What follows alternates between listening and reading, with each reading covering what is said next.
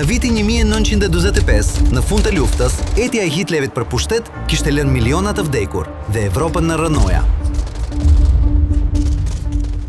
Tani udhëheqësit e Gjermanisë do të paguanin për krimet e tij. Gjykata ndërkombëtare ushtarake në Nuremberg i dënoi me vdekje me varje. Kjo ishte drejtësi, por për disa, sidomos për të mbijetuarit e Holokaustit, kjo nuk ishte e mjaftueshme. Pas luftës, shumë hebrejnë u shqyej një ide të vetme: kur gjithçka të mbaroj, do të marrim hak ndaj gjermanëve. Dhe disa e bën.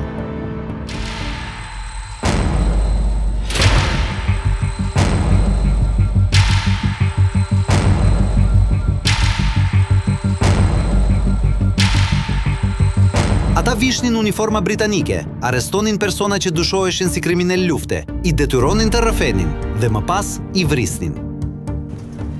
Shenjestrat e tyre kishin pak ose as pak mundësi të mbroheshin, por një grup kërkonte hakmarrje në një shkallë krejt tjetër. Ata e shihnin veten si përfaqësues të kombit hebre.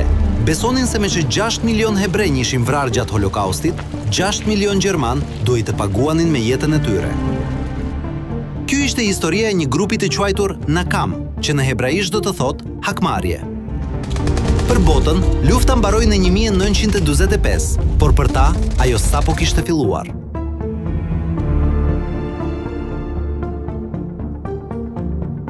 Në muajt pas përfundimit të luftës së dytë botërore, Evropa ishte në kaos. Miliona refugjat endeshin rrugëve.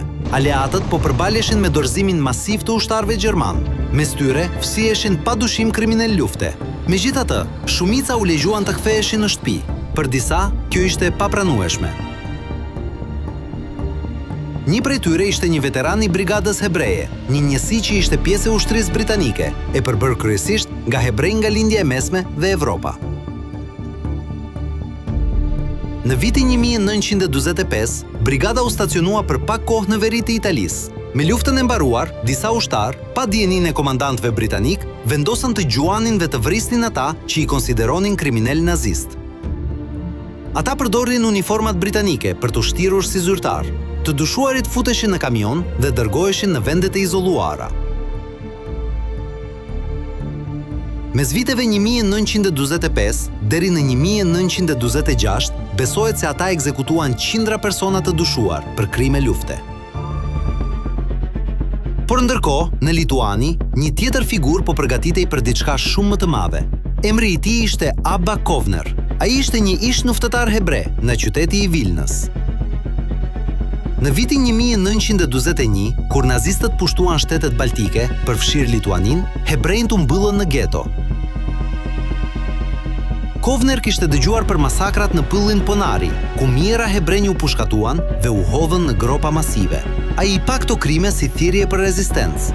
Në geton e Vilnës, ai mbajti një fjalinë të zjarrt, duke u bërë thirrje hebrejve të luftonin, jo të shkonin si dele drejt terjes.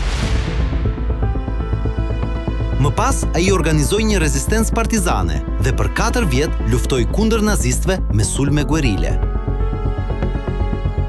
Pas luftës, shumë partizan u kthyen për të marrë hak ndaj bashkëpunëtorëve lokal, por për Kovnerin kjo nuk mjaftonte. Ai krijoi një grup të ri prej rreth 50 personash. Emri i tyre Nakam. Plani i parë, i quajtur Plani A, ishte tronditës. Ata synonin të helmonin furnizimin me ujë të 4 qyteteve gjermane: Nuremberg, Hamburg, Frankfurt dhe Müni. Kovner argumentonte se gjermanët duhej të përjetonin terrorin e vrasjes së verbër, ashtu si hebrejt gjatë Holokaustit.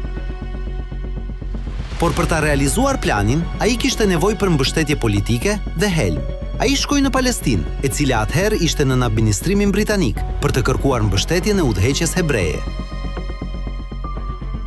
U takua me figura që raportonin tek David Ben Gurion, lideri i Haganas dhe më vonë kryeministri i parë i Izraelit. Ben Gurion e refuzoi kategorikisht idenë. Nëse vret 6 milion gjerman, a do t'i rikthesh në jetë 6 milion hebrejt? Ishte përgjigja e tij. Kovner u përpoq të siguronte ndihmë edhe nga Chaim Weizmann, kimist i njohur dhe më vonë presidenti i parë i Izraelit. Ka pretendime se ai e ndihmoi me sigurimin e helmit, por kjo mbetet e debatueshme. Në fund, para se plani të zbatohej, Kovner u arrestua nga britanikët në një anije dhe hodhi helmin në det. Plani A dështoi, por grupi nuk u dorëzua. Plani B kishte si shënjestër kampin e të burgosurve SS në Nuremberg. Ata depërtuan në një furrë buke që furnizonte kampin dhe helmonin mijëra bukë me arsenik. Më 33 prill 1946, buka e helmuar u shpërnda. Rreth 2000 të burgosur u sëmurën rënd, por asnjë nuk vdiq.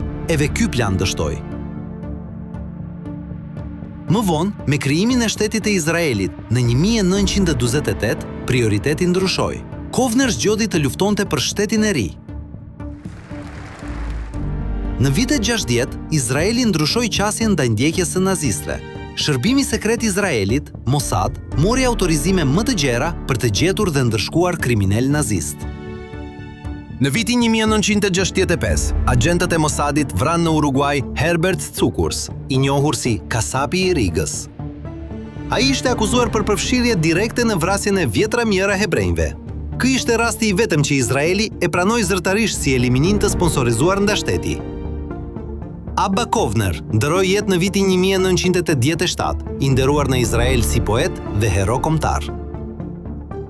Por historia e Nakam mbetet një nga kapitujt më të errët dhe më të debatueshëm të pasluftës, sepse për disa drejtësia nuk ishte mjaftueshme dhe për disa të tjerë hakmarrja nuk ishte afat.